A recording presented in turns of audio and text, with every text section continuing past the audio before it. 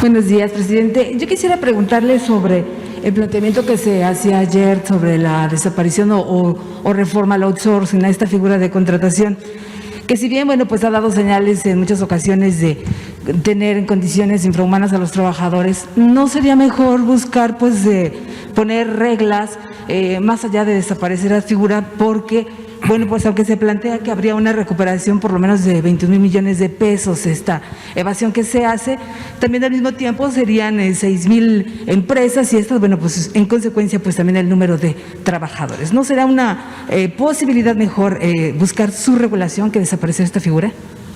Sí, ya lo intentamos, pero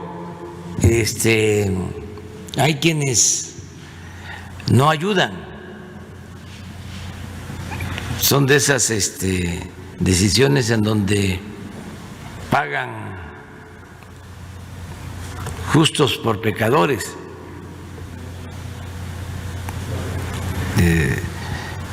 Hay muchos empresarios responsables, pero hay otros, sí, y en sentido estricto ni siquiera son empresarios, son coyotes, traficantes de influencia, que abusan de todos estos mecanismos de contratación de trabajadores y se afecta a los trabajadores. Aquí yo les puedo demostrar, ojalá y se pudiera, creo que si se le habla a Zoé, que ya debe estar despierto porque él se levanta muy temprano, que nos mande el comportamiento del empleo en el Seguro Social, cómo se comporta de 2 o 3 años o de 5 años para acá, para que no se piense que es algo nuevo. Esto surge a partir de la llamada reforma laboral, en donde se dan estas facilidades. Acuérdense que se permitió hasta la contratación por horas, sin prestaciones para los trabajadores, se abusó. Son las llamadas reformas estructurales, que no se hicieron pensando en beneficiar a los trabajadores, no se hicieron pensando en beneficiar al pueblo, se hicieron pensando en beneficiar a un grupo, a una minoría. Entonces, van a ver ustedes el comportamiento de cómo en diciembre, como tienen que pagar aguinaldos y reparto de utilidades y otras prestaciones, despiden a los trabajadores. Todo es un manejo de nómina y luego los vuelven a contratar. Estas oficinas que operan esas nóminas ganan muchísimo dinero. Se fueron creando estos grupos de intermediarios, de coyotes. En los últimos tiempos yo les hablaba de que hay una de estas empresas que se dedica al manejo de nóminas, que tiene a su cargo la nómina con sueldos y prestaciones de 200,000 trabajadores. Pues eso es lo más irregular que puede haber. Entonces se afecta a los trabajadores, desde luego no se pagan los impuestos, hay una evasión fiscal y es entendible el por qué debería de separarse la actividad propiamente productiva de una empresa con la actividad administrativa. El empresario, pues, a producir. Y la parte administrativa que puedan llevarla a través de una empresa que se contrate con ese propósito. Pero resulta que se abusó del mecanismo. Entonces estamos buscando una manera de que ya no haya abusos. Además, un buen empresario no puede permitir que no se le garanticen los derechos a los trabajadores y no puede permitir que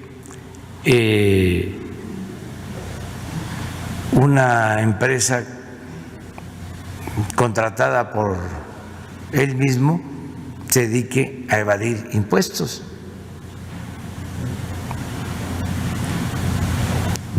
Entonces, muchas veces los empresarios ni siquiera saben cómo operan estas empresas.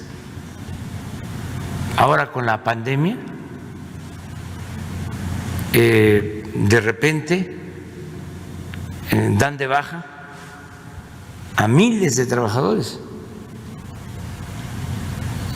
las grandes empresas. Cuando empezó la pandemia, empezaron a manifestarse muchos trabajadores que los estaban despidiendo sin reconocerles ningún derecho. Y no era propiamente una empresa, no voy a hablar aquí de las franquicias, pues no tiene sentido hacerlo, sino eran estas oficinas que hay, estos despachos con ese propósito. Esto va también de la mano de la facturación falsa, de las facturas falsas. Entonces queremos poner orden. Pero sería desapareciendo la figura o regulándola. Es lo que vamos a ver, porque no queremos que se haga una reforma que puedan burlar de nuevo. Sí. O sea, se supone que en apego estricto a la ley del trabajo, sí, quien contrata a un trabajador tiene que cumplir con ciertas obligaciones. Okay. Pago de un salario justo, la inscripción en el Seguro Social, que eso a veces no se realiza por estas empresas intermediarias, ¿sí? O manifiestan que los trabajadores ganan menos para no pagar las cuotas destinadas a la seguridad social. ¿Usted también tendría el dato de los 21,000 millones de pesos que se estima podría estarse evadiendo al fisco? ¿Comparte ese dato o tienen otra información? No, es mucho más. Más. Mucho más. Aquí está. ¿Qué mes es? Es de diciembre, desde 1968 hasta 2018. 59% de las plazas es la que disminuye, de las permanentes. Sí. Miren esto. Si lo comparamos con noviembre, no existe este fenómeno.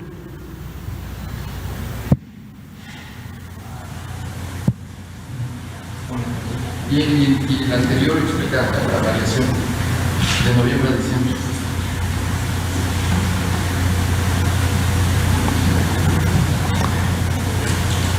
Entonces, esto es lo que queremos evitar.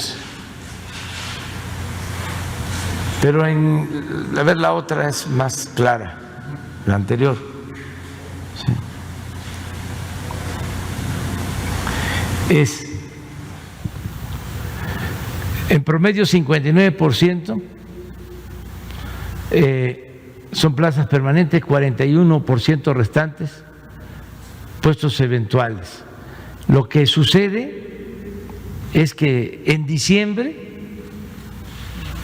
podemos estar en noviembre con 80,000 empleos nuevos y de repente en diciembre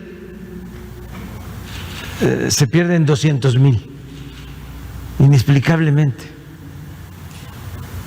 porque los bajan de las nóminas y vuelven a contratarlos para enero, para febrero. Y esto lo hacen estas empresas y muchas otras cosas.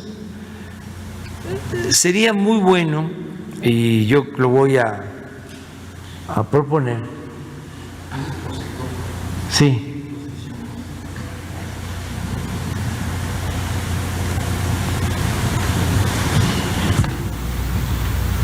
esta es la disminución,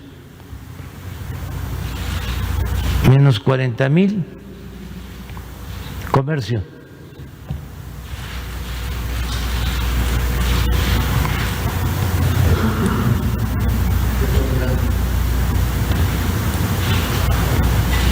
Servicio para empresas, menos 58,000.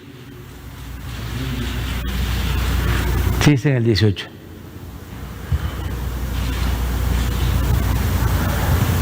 Transformación, menos 100,000.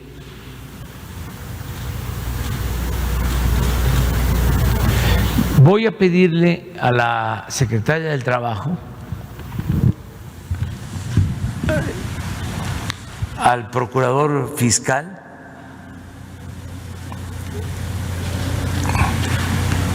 y al director del Seguro Social que les expongan sobre esto de todas las irregularidades que se dan, el abuso del marco legal actual por parte de estas empresas, y que el procurador fiscal les dé a conocer cuántas denuncias se han presentado, nada más cuidando lo del debido proceso, que no se dé a conocer el nombre de las personas y de las empresas.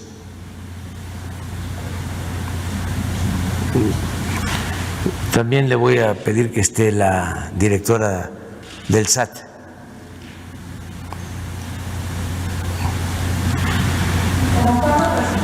Es más, hoy es miércoles, ¿no? El viernes hablamos del tema. Muy bien. Porque no queremos es que se habla de la afectación laboral, ¿no? Sí, vaya a generar todo un movimiento, claro que no les va a gustar a los factureros, a los que han abusado de este mecanismo, pero si se explica el por qué, la gente va a saber, y al conocerse cómo está la situación, se explica el problema y vamos a presentar la solución.